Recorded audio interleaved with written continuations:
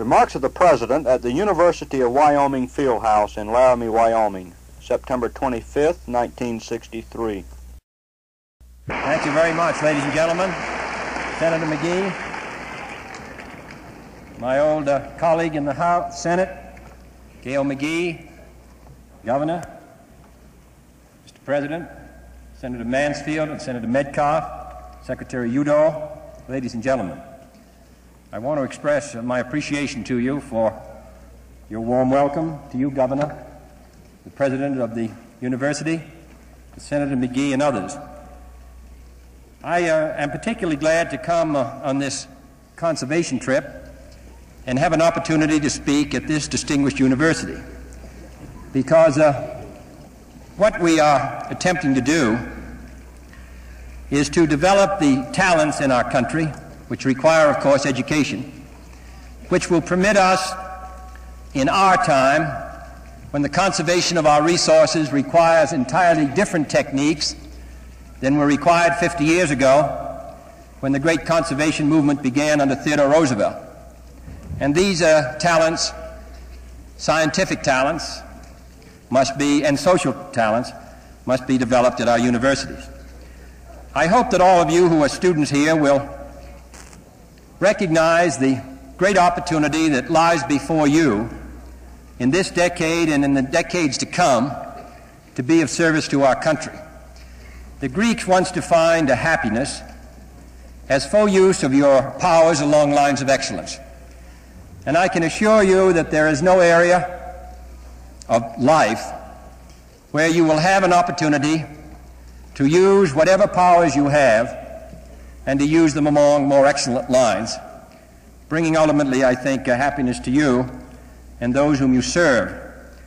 What I think we must realize is that the problems which now face us and their solution are far more complex, far more difficult, far more subtle, require a far greater skill and discretion of judgment than any of the problems that this country has faced in its comparatively short history, or any really that the world has faced in its long history. The fact is that almost in the last 30 years, the world of knowledge has exploded. You remember that Robert Oppenheimer said that 8 or 9 out of 10 of all the scientists who ever live today. This last generation has produced nearly all of the scientific breakthroughs, at least relatively, that this world of ours has ever experienced. We are alive, all of us, while this tremendous explosion of knowledge, which have expanded the horizon of our experience so far, has all taken place in the last 30 years. If you realize that when Queen Victoria sent for Robert Peel to be the Prime Minister, he was in Rome, the journey which he took from Rome to London took him the same amount of time to the day that it had taken the Emperor Hadrian to go from Rome to England nearly 1900 years before. There had been comparatively little progress made in almost 1900 years in the field of knowledge. Now suddenly, in the last 100 years, but most particularly in the last 30 years, all that has changed. And all of this knowledge is brought to bear and can be brought to bear in improving our lives and making the life of our people more happy or destroying them. And that problem is the one, of course, which this generation of Americans and the next must face. How to use that knowledge, how to make a social discipline out of it. There's really not much use in having science and its knowledge confined to the laboratory unless it comes out into the mainstream of American and world life. And only those who are trained and educated to handle knowledge and the disciplines of knowledge can be expected to play a significant part in the life of their country. So quite obviously, this university is not maintained by the people of Wyoming merely to help all of the graduates enjoy a prosperous life. That may come, that may be a byproduct. But the people of Wyoming contribute their taxes to the maintenance of this school in order that the graduates of this school may themselves return to the society which helped develop them some of the talents which that society has made available. And what is true in this state is true across the United States. The reason why at the height of the Civil War, when the preservation of the Union was in doubt, Abraham Lincoln signed the Land Grant College Act, which has built up the most extraordinary educational system in the world, was because they knew that a nation could not exist and be ignorant and free. And what was true 100 years ago is more true today. So that what we have to decide is how we are going to manage the complicated social and economic and world problems which come across our desk. My desk as President of the United States, the desk of the senators as representatives of the states, members of the House as representatives of the people, but most importantly, as the final power is held by a majority of the people, how the majority of the people are going to make their judgment on the wise use of our resources, on the correct monetary and fiscal policy, what steps we should take in space, what steps we should take to develop the resources of the ocean, what steps we should take to manage our balance of payments, what we should do in the Congo or Vietnam or in Latin America. All these areas which come to rest upon the United States as the leading great power of the world, with the determination and the understanding to recognize what is at stake at the world. All these are problems far more complicated than any group of citizens ever had to deal with in the history of the world, or any group of members of Congress had to deal with. If you feel that the members of Congress were more talented 100 years ago, and certainly the senators in the years before the Civil War included the brightest figures probably that ever sat in the Senate, Benton and Clay and Webster, Calhoun and all the rest, they talked, and at least 3 of them stayed in the Congress 40 years, they talked for 40 years about 4 or 5 things. Tariffs and the development of the West and land and the rights of the state and slavery, Mexico. Now we talk about problems in one summer which dwarf in complexity all of those matters, and we must deal with them or we will perish.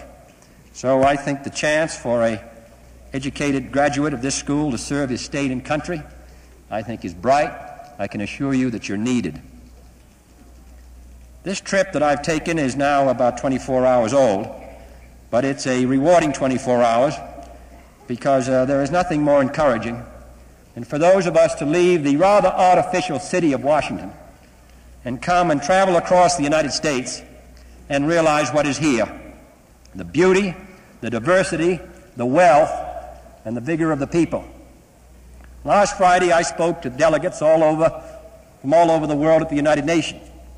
It is an unfortunate fact that nearly every delegate comes to the United States from all around the world, and they make a judgment on the United States based on an experience, New York or Washington, and rarely do they come west beyond the Mississippi, and rarely do they go to California or to Hawaii or to Alaska.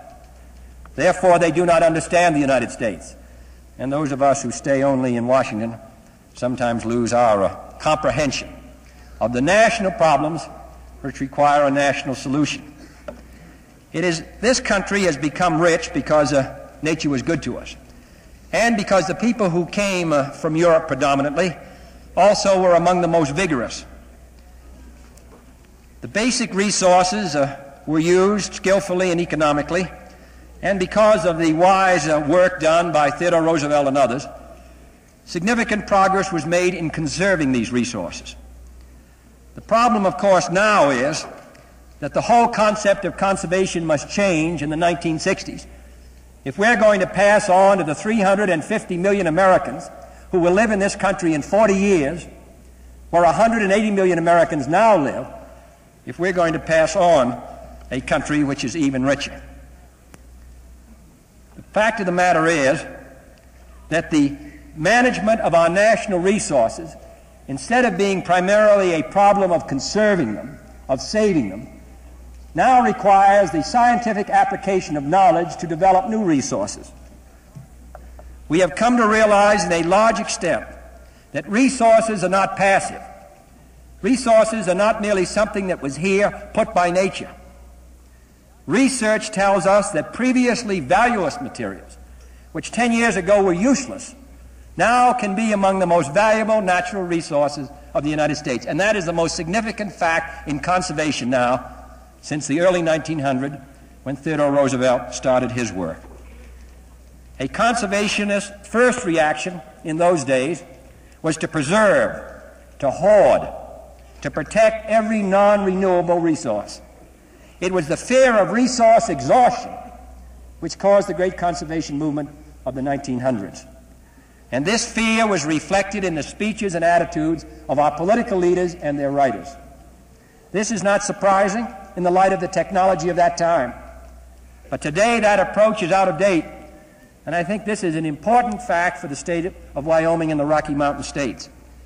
It is both too pessimistic and too optimistic. We need no longer fear that our resources and energy supplies are a fixed quantity that can be exhausted in accordance with a particular rate of consumption. On the other hand, it's not enough to put barbed wire around a forest or a lake, or put in stockpiles of minerals, or restrictive laws and regulations on the exploitation of resources. That was the old way of doing it. Our primary task is to increase our understanding of our environment to a point where we can enjoy it without defacing it, use its bounty without detracting permanently from its value, and above all maintain a living balance between man's actions and nature's reactions. For this nation's great resources is as elastic and productive as our ingenuity can make it. For example, soda ash is a multi-million-dollar industry in this state. A few years ago, there was no use for it. It was wasted. People were unaware of it. And even if it had been sought, it could not be found. Not because it wasn't here, but because effective prospecting techniques had not been developed. Now soda ash is a necessary ingredient in the production of glass, steel, and other products.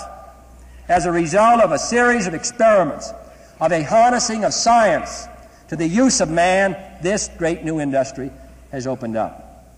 In short, conservation is no longer protection and conserving and restricting. The balance between our needs and the availability of our resources, between our aspirations and our environment, is constantly changing. One of the great resources which we're going to find in the next 40 years is not going to be the land, it will be the ocean. We are going to find untold wealth in the oceans of the world, which will be used to make a better life for our people. Science is changing all of our natural environment. It can change it for good, it can change it for bad. We are pursuing, for example, new opportunities in coal, which have been largely neglected. Examining the feasibility of transporting coal by water through pipelines, of gasification at the mines, of liquefaction of coal into gasoline, and of transmitting electric power directly from the mouth of the mine. The economic feasibility of some of these techniques has not been determined, but it will be in the next decade. At the same time, we're engaged in active research on better means of using low-grade coal to meet the tremendous increase in the demand for coal we're going to find in the rest of this century. This is, in effect, using science to increase our supply of a resource of which the people of the United States were totally unaware 50 years ago. Another research undertaking of special concern to this nation and this state is the continuing effort to develop practical and feasible techniques of converting oil shale into usable petroleum fuels. The higher grade deposits in Wyoming alone are equivalent to 30 billion barrels of oil and 200 billion barrels in the case of lower grade development. This could not be used. There was nothing to conserve, and now science is going to make it possible. Investigation is going on to assure at the same time an adequate water supply so that when we develop this great new industry, we'll be able to use it and have sufficient water. Resource development, therefore, requires not only the coordination of all branches of science, it requires the joint effort of scientists, government, state and national and local, and members of other professional disciplines.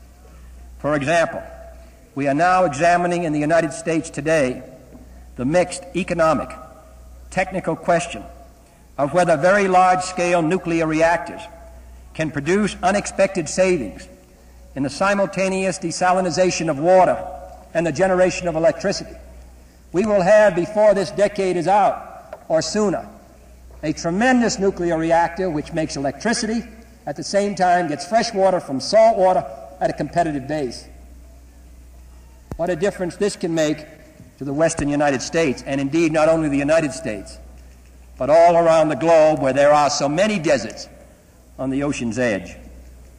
And it is efforts, I think, such as this that the national government can play a significant role, where the scale of public investment or the nationwide scope of the problem, the national significance of the results are too great to ignore, or which cannot always be carried out by private research. Federal funds and stimulation can help make the most imaginative and productive use of our manpower and facilities. The use of science and technology in these fields has gained understanding and support in the Congress. Senator Gail McGee has proposed an energetic study of the technology of electrometallurgy. The words are getting longer as the months go on and more complicated, an area of considerable importance to the Rocky Mountain. All this, I think, is going to change the life of Wyoming and going to change the life of the United States. What we regard now as relative well-being, 30 years from now will be regarded as poverty. When you realize that 30 years ago, 1 out of 10 farms had electricity, and yet some farmers thought that they were living reasonably well. Now, for a farm not to have electricity, we regard them as living in the depths of poverty. That's how great a change has come in 30 years. In the short space of 18 years, really, in almost 20 years, the wealth of this country has gone up 300%.